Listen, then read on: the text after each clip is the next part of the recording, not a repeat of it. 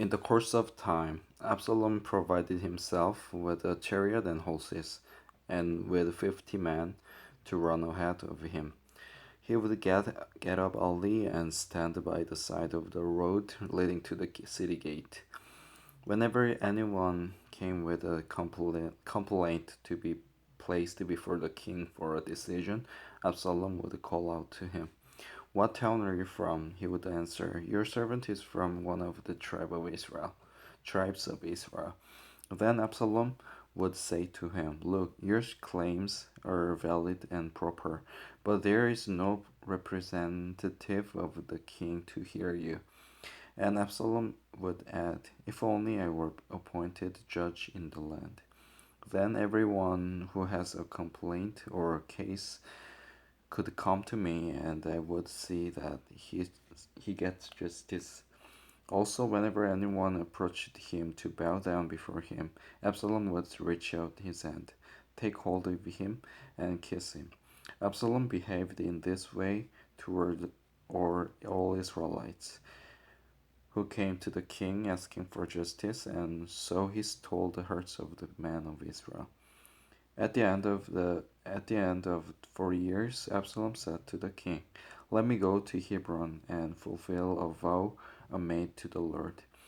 While your servant was living at Geshur in Aram, I made this vow. If the Lord takes me back to Jerusalem, I will worship the Lord in Hebron." The king said to him, "Go in peace." So he went to Hebron. Then Absalom sent secret messengers throughout the tribes of Israel to say, "As soon as you hear the sound of the trumpets, then say, 'Absalom is king in Hebron.'" 200 men from Jerusalem had accompanied Absalom. They had been invited as guests and went quite innocently, knowing nothing about the matter. While Absalom was offering sacrifices, he also sent for Ahithophel the Gilonite, David's counselor, to come from Gilo, his hometown. And so the conspiracy gained strength, and Absalom's following kept on increasing. A messenger came and told David, "The hearts of the men of Israel are with Absalom." Then David said to all his officers who were with him in Jerusalem, "Come, we must flee, or none of us will escape from Absalom. We must leave immediately, or he will move quickly to overtake us and bring ruin upon us and put the city to the sword." The king's officers answered him, "Your servants are ready to do whatever our lord the king chooses."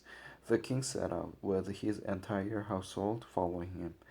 But he left 10 concubines to take care of the palace.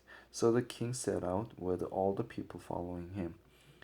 And they halted at the place some distance away. All his men marched past him, along with all the Kerethites and Pelethites, and all the 600 Gittites who had accompanied him from Gath marched before the king. The king said to Ittai the Gittite, "Why should you come along with us? Go back and stay with King Absalom. You are a foreigner, an exile from your homeland. You came only yesterday, and today shall I make you wander about with us, when I do not know where I am going. Go back and take your countrymen.